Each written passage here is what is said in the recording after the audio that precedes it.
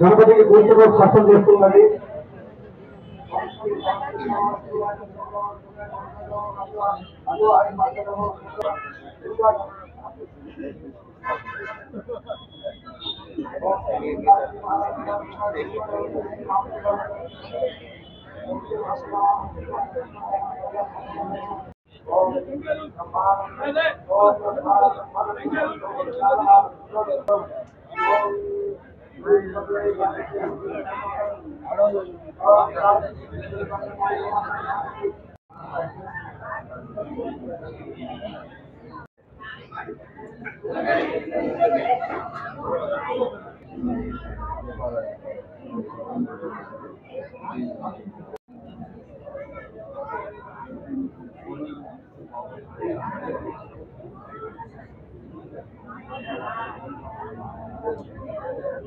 అందరికీ నమస్కారం.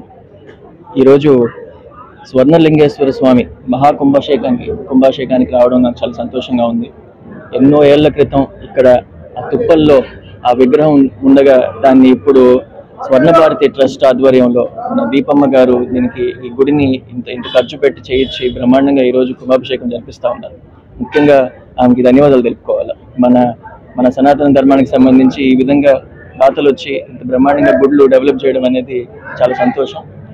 ఇప్పుడే చెప్తా ఉన్నారు, ఈ గుడి అంతా చేస్తున్నప్పుడు పక్కన పూడికలు తీస్తూ ఉంటే నంది దొరికింది అని చెప్పి ఆ నందిని కూడా తీసుకొచ్చి ఇక్కడ ప్రతిష్ఠించారు.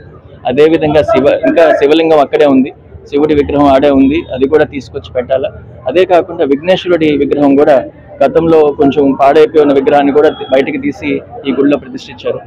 ఇటువంటి కార్యక్రమాలు మరిన్ని కూడా జరగాలి. ఇంత బ్రహ్మాండంగా